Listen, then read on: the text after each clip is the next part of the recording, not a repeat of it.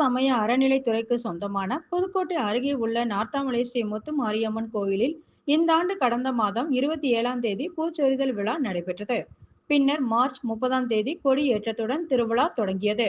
பின்னர் தினசரி அம்மன் அலங்காரத்தில் வீதியுலா நடைபெற்ற நிலையில் விழாவின் முக்கிய நிகழ்வான தேரோட்டம் திருவிழா இன்று விமர்சையாக நடைபெற்றது.